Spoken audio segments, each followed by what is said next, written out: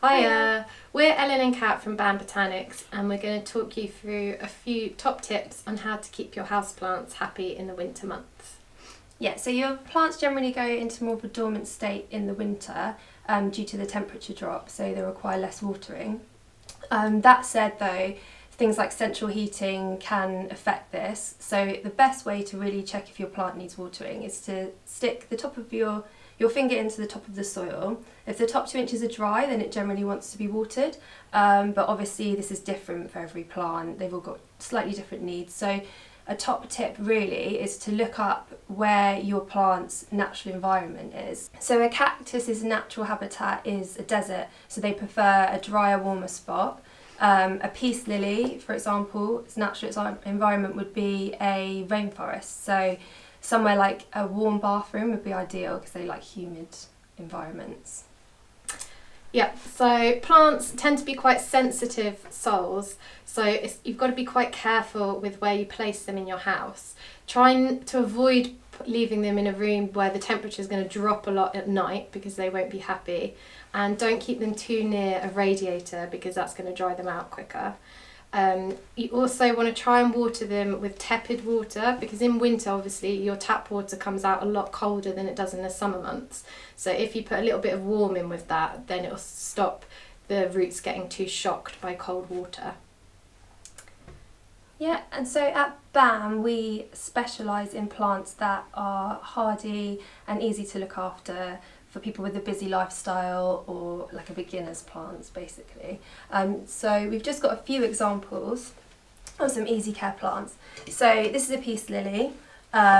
It likes humid spots like I mentioned earlier.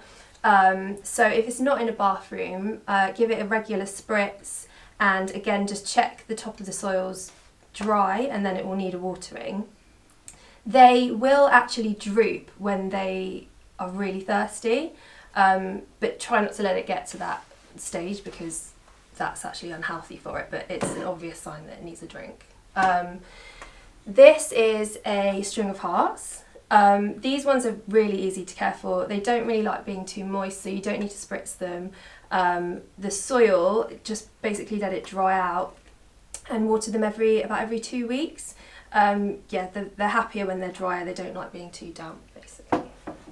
Yep, then we've also got devil's ivy, which is another favourite for beginners, and their natural habitat would be in the rainforest, so again they like it quite moist and warm, so a bathroom would be ideal, but if not, they are also quite resilient and they don't mind being in a room which maybe has a little bit less light than others, but they'll grow a lot quicker in bright light, and spritz them as much as you can, and again do the finger test before you water them. If the top 2 inches are dry, then give them a drink. And then we've also got the cheese plant, or the Monstera, as it's also known. And they're quite good for a beginner's plant if you want one that's going to grow a lot bigger and give you a bit more impact. And to look after them in the winter especially, because they've got such a large leaf span, and it gets quite dusty in your homes with the central heating on in winter, you want to get a damp cloth and just wipe the leaves so that there's no sort of dust collecting on them, and that will allow them to photosynthesize a lot better, and then you'll get better growth from them. And also spray them as well, and they really like it in a bright spot. They will survive in a darker spot, but they'll thrive if they're in a brighter spot. Grow a lot quicker. Yeah. And then, we've also got little baby aloes as well, which they prefer being in a warm, dry spot. And then to water those, you just want to sit them on a little tray of water and allow them to soak up the water from the bottom. And you want to do that maybe once a month maximum, maybe not even that.